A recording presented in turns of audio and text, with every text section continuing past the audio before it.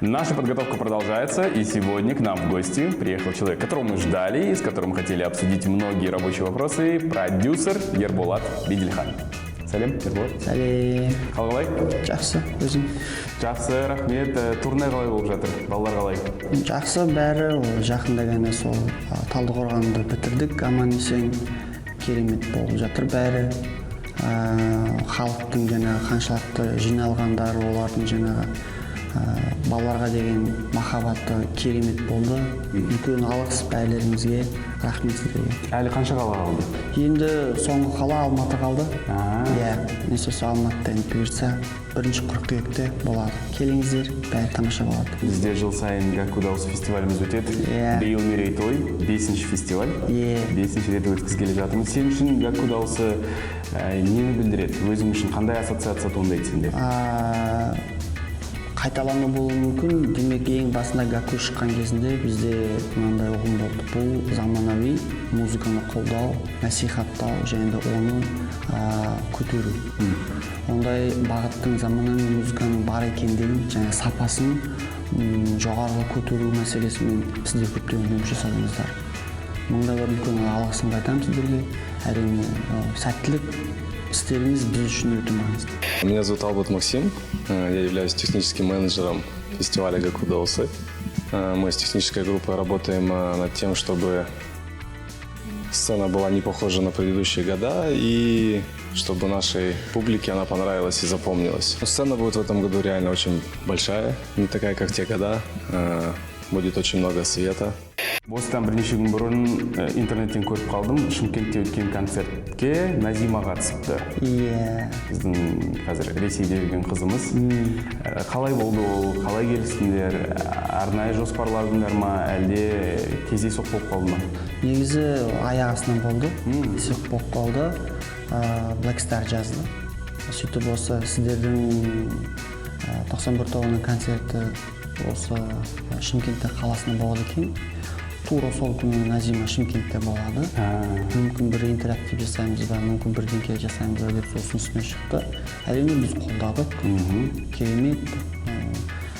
Ондай шетелде жүрген әсіресе біздің өзіміздің қарындасымызды біз қолдамасақ, бұл қалай болады. Сондықтан да өте әдемі өтті деп ойлаймын.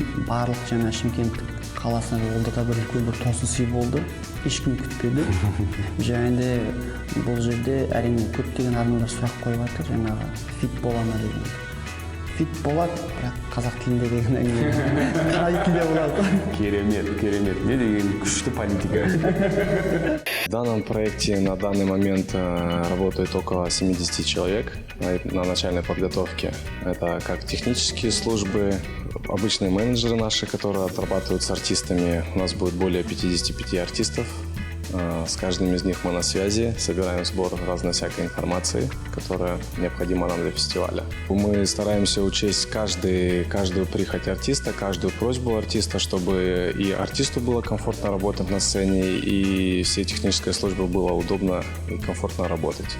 Енді өте көптеген адамдар сол фит сұрап жатыр. Енді 91 тобы құрылғалы 3 жыл болды. Әлі ешқайсымен, ешқандай артистпен әлі олар ешқашан жасамаған фит.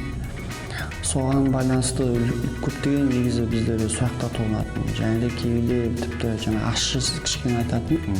Сіздерге деңгейге жететін артистер жоқ па, неге сіздер фит жасамайсыздар?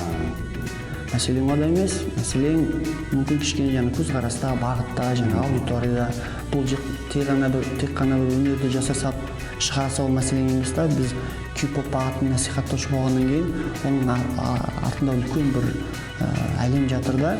Ол өзін қолдау мәселесі, оның дұрыс аудиторияға шығару мәселесі. Біздің аудиторияны жастар болғаннан кейін бізге қалған аудитория онша қызық емес. Әрине, сосын ол сапалы және уақытылы болу керек. Сондықтан да көптеген нюанстар бар да, содан ба. В общей сложности будет задействовано около 500-550 человек. На всем проекте будет задействовано, это не считая городские службы, это только внутренняя часть, это администраторы, помощники, танцоры, служба безопасности, техническая часть, телесъемщики. А если считать, конечно, с городскими службами, то там очень много. До 6-7 тысяч человек будет задействовано в этом мероприятии. Когда очень много людей собирается, артисты бывают застревают в пробках. Бывали такие случаи, что артисты бросали за 3-4 квартала свои машины и бегом бежали, чтобы успеть на свое выступление.